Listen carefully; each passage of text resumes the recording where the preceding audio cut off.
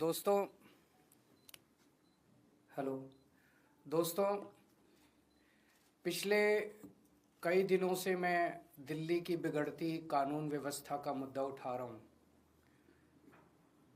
पिछले खासकर 2-3 साल में दिल्ली में कानून व्यवस्था बहुत ज़्यादा बद से बदतर होती जा रही है। मैं दिल्ली का एक नागरिक हूँ, दिल्ली का मुख्यमंत्री रह चुका हूँ, लोगों में जाता हूँ, लोगों से मिलता हूँ। लोग इसको लेके बहुत चिंतित हैं। दिल्ली के लोग दहशत के माहौल में जी रहे हैं। उन्हें पता नहीं कि कब किसके साथ क्या हो जाएगा। तो पिछले कुछ दिनों से मैं कुछ नहीं बोला। मुझे लगा स्थिति सुधर जाएगी और ये एक ऐसा मुद्दा नहीं है जिस पे राजनीति होनी चाहिए। लेकिन जब स्थिति बद से बदतर होती जा रही है और खुलेआम दिल्ली के अंदर सड़कों के ऊपर गोलियां चलने लगी हैं, ऐसा लगता है कि गैंगस्टर्स ने दिल्ली के ऊपर कब्जा कर लिया है, तो मुझसे चुप नहीं रहा गया और मैंने दिल्ली की कानून व्यवस्था को लेके सवाल खड़े करने चालू किए। मैं नांगलोई गया। नांगलोई में एक दुकान के बाहर दो मोटरसाइकिल पे सवार व्यक्ति आए और उन्हें धुआंधार गोलियां चलानी चालू की। मैं नांगलोई गया। मुझे नांगलोई जाने से बीजेपी का कार्यकर्ताओं ने रोका, मुझे रास्ते में ही रोक दिया, मुझे जाने नहीं दिया, पता नहीं क्यों। पूरे दिल्ली के अंदर आज बिजनेसमैन डर के माहौल में जी रहा है। उसे फिरौती की कॉल आती है। अगर वो फिरौती नहीं देता तो थोड़े दिन के बाद उसके दुकान के सामने शूट आउट हो जाता है, एक मैसेज देने के लिए, संदेश देने के लिए कि अगर तूने नहीं किया तो तेरे साथ कुछ भी हो सकता है। आज बिजनेसमैन को ये नहीं पता मैं सुरक्षा के लिए कहाँ जाऊं। कल मैं पंचशील एनक्लेव गया। पंचशील एनक्लेव में वो एक तरह से दिल्ली का सबसे पॉश एरिया माना जाता है। वहाँ पे 64 साल के एक बुजुर्ग की निर्मम हत्या, चाकू गोद गोद के उनकी निर्मम हत्या कर दी गई। सीनियर सिटीजन्स जो हमारे दिल्ली में बहुत हैं, बहुत सारे ऐसे बुजुर्ग हैं जिनके बच्चे बाहर चले गए पढ़ने के लिए, नौकरी करने के लिए, अकेले रहते हैं, वो आज दहशत के माहौल में जी रहे हैं। दिल्ली की महिलाएं दहशत के माहौल में जी रही हैं। कभी किसी के साथ ईव टीजिंग तो रोज़ का ही काम है, लेकिन कभी किसी का अपहरण हो जाता है, मर्डर हो जाता है, गैंगरेप हो जाता है। आज महिलाएं दहशत के माहौल में जी रही हैं। आज मैं तिलक नगर जा रहा हूँ। तिलक नगर 2 दुकान वालों से मिलूंगा जिनकी दुकानों के बाहर शूट आउट किया गया। मैंने सोचा था ये सारे मुद्दे उठाऊंगा तो एक उम्मीद थी कि अमित शाह जी, आप सब लोग जानते हैं कि दिल्ली की शिक्षा, स्वास्थ्य, बिजली, पानी, ये चुनी हुई दिल्ली की सरकार आम आदमी पार्टी की सरकार के पास है। लेकिन दिल्ली की सुरक्षा, दिल्ली की कानून व्यवस्था, दिल्ली के लोगों की सुरक्षा जो है वो केंद्रीय गृह मंत्री के सीधे अंडर में आती है, अमित शाह जी के अंडर में आती है। तो मुझे उम्मीद थी कि मेरे मुद्दे उठाने पे अमित शाह जी कुछ कार्रवाई करेंगे। अमित शाह जी बलात्कारियों को पकड़ेंगे, अमित शाह जी गैंगस्टर्स को पकड़ेंगे, अमित शाह जी पुलिस को बोलेंगे कि इस तरह की घटनाएं अब नहीं होनी चाहिए। अमित शाह जी कठोर कदम उठाएंगे, ठोस कदम उठाएंगे, जिससे दिल्ली वासियों को कुछ सुकून मिलेगा। लेकिन इसकी बजाय हमने देखा कि कल मुझ पे हमला करवा दिया गया। मैं पदयात्रा में जा रहा था, मेरे ऊपर एक लिक्विड फेंका गया। वो लिक्विड हार्मलेस था, लेकिन वो हार्मफुल भी हो सकता था। कल हमारे एक एमएलए को गिरफ्तार कर लिया गया। उस एमएलए का कसूर ये था कि वो एमएलए भी इस किस्म के गैंगस्टर्स का विक्टिम था। उसके पास भी फिरौती की और अलग अलग तरह से गैंगस्टर्स की कॉल्स आ रही थी। आज से 1.5-2 साल पहले उसके पास कई सारी कॉल्स आई, जिसकी बाकायदा उसने लिखित शिकायत दिल्ली पुलिस को की कि मेरे पास कपिल सांगवान उर्फ नंदू नाम के गैंगस्टर की बार बार कॉल्स आ रही हैं, मुझे धमकियां मिल रही हैं, मेरे परिवार को धमकियां मिल रही हैं, मुझे उनसे बचाइए। मैं उनके एक कंप्लेंट, आप उनकी कंप्लेंट सुनोगे तो आपका भी दिल पसीज जाएगा। जो उन्होंने पुलिस को कंप्लेन की है, मैं उस कंप्लेन के कुछ हिस्से पढ़ के सुनाना चाहता हूँ। ये कंप्लेन उन्होंने की है धालीवाल साहब, जो कि स्पेशल कमिश्नर ऑफ पुलिस हैं, उनको कंप्लेन की है। सब्जेक्ट है complaint against Shri Kapil Sangwan alias Nandu of Nandu gang and his brother for extending threats of life for the purpose of extortion.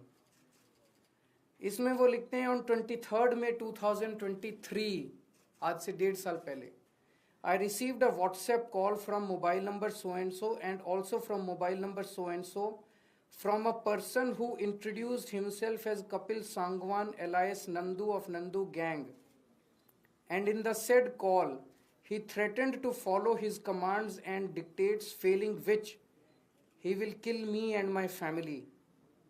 To instill serious fear in my mind, he even disclosed the whereabouts of my son. उसने बताया कि तेरा बेटा इस वक्त यहाँ है, अगर तू हमारी बात नहीं मानेगा तो तेरे बेटे के साथ कुछ भी हो सकता। He even disclosed the whereabouts of my son who is living abroad and also disclosed whereabouts of my other family members. Since then he has called me around 35 to 40 times from the said mobile numbers for the purpose of threatening and extortion. Kapil Sangwan alias Nandu further threatened that he has been giving threats and extortion calls to his potential targets to extract money from them, for which he wants me to act as per his dictates and commands to collect money from his potential targets and hand over to his men. कि फलाने फलाने लोगों से तू पैसे इकट्ठे करके ला और मेरे को हैंड ओवर कर। Since I refused to do so and disconnected his phone, Kapil Sangwan has given WhatsApp call to me number of times and has been pressing for his above said illegal demands and dictates, and has finally conveyed in his last call that he has started extortion calls using my name also. In planning of extortion from his potential targets, Kapil Sangwan wants me to contact his potential targets to convey message of extortion for demand of money and to collect extortion money from his targets. He has also been threatening that if I further refuse to do so, he will instruct his gang members to eliminate me and my family. I have clearly refused to follow the said illegal dictates and have finally decided to bring the matter to your knowledge to protect the potential targets from the illegal acts of said persons. बड़ी लंबी चिट्ठी है, मैंने कुछ portions पढ़ के सुनाया।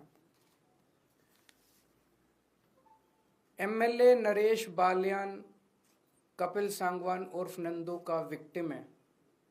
वहाँ से उनको इस तरह की कई धमकियाँ आई और उन्होंने, ये मैंने एक ही चिट्ठी पढ़ी है, उन्होंने कई चिट्ठियाँ दिल्ली पुलिस को लिखी कि इसके ऊपर कार्रवाई की जाए, मुझे लगातार धमकियाँ आ रही हैं। उस पर कार्रवाई करने की बजाय कल दिल्ली पुलिस ने नरेश बालियान को गिरफ्तार कर लिया। कल मेरे ऊपर हमला कराया गया। हमारा कसूर क्या था? हमारा कसूर था कि हम लोग दिल्ली की बिगड़ती हुई कानून व्यवस्था की बात उठा रहे थे। कल नरेश बालियान की गिरफ्तारी से अमित शाह जी ने दिल्ली की जनता को क्या संदेश दिया है? उन्होंने सीधा सीधा संदेश दिया है कि अगर तुमने कंप्लेन करने की कोशिश करी, अगर तुम्हारे साथ कुछ भी होता है और तुमने कंप्लेन करी, तो तुम्हें ही, तुम्हारे ऊपर हमला भी कराया जा सकता है, तुम्हें गिरफ्तार भी किया जा सकता है। कंप्लेन करने की हिम्मत मत करना। ये सीधा सीधा मैसेज है। गैंगस्टर्स को क्या संदेश दिया अमित शाह जी ने? कि मैं हूं तुम्हें बचाने के लिए, चिंता मत करना। कोई कंप्लेंट आएगी, कंप्लेनेंट की ऐसी तैसी कर देंगे, कंप्लेन करने वाले की ऐसी तैसी कर देंगे, तुम चिंता मत करना, मैं बैठा हूं गृह मंत्रालय में तुम लोगों को बचाने के लिए। कौन बचाएगा फिर लोगों को? लोग किसके पास जाएंगे? लोग किसके पास कैसे शिकायत करेंगे फिर लोग? मैं अमित शाह जी से कहना चाहता हूं कि अगर आपके अंदर हिम्मत है तो आप इन गैंगस्टर्स को गिरफ्तार करके दिखाइए। बच्चा बच्चा दिल्ली का जानता है कि दिल्ली के अंदर कौन कौन गैंगस्टर्स ऑपरेट कर रहे हैं। अगर हिम्मत है तो उन गैंगस्टर्स को गिरफ्तार करके दिखाइए। दिल्ली के अंदर जो मर्डर कर रहे हैं उनको गिरफ्तार कीजिए। दिल्ली के अंदर जो बलात्कार कर रहे हैं, अपराधी घूम रहे हैं, उनको गिरफ्तार कीजिए। मेरे ऊपर हमला कराने से, मेरे एमएलए को गिरफ्तार करने से क्या दिल्ली की महिलाएं सुरक्षित हो जाएंगी? मेरे ऊपर हमला कराने से, मेरे एमएलए को गिरफ्तार करने से क्या दिल्ली के बिजनेसमैन सुरक्षित हो जाएंगे? मेरे ऊपर हमला कराने से, मेरे एमएलए को गिरफ्तार करने से क्या दिल्ली के नागरिक, सीनियर सिटीजन सुरक्षित हो जाएंगे? अब दिल्ली की जनता अमित शाह जी आपसे ठोस कदम की उम्मीद करती है। अगर आपके कोई क्वेश्चंस हैं तो बता दीजिए। कल जो आप पर हुआ उसके बाद ये भी क्योंकि कल आपने परसों जो है वो एक बड़े गैंगस्टर का नाम लिया था, आपने विधानसभा के अंदर कहा था, क्या उसको भी आप लोग जोड़कर देख रहे हैं क्या? मुझे नहीं पता, पर मुझे तो बताया गया कि वो तो बीजेपी का मेंबर है।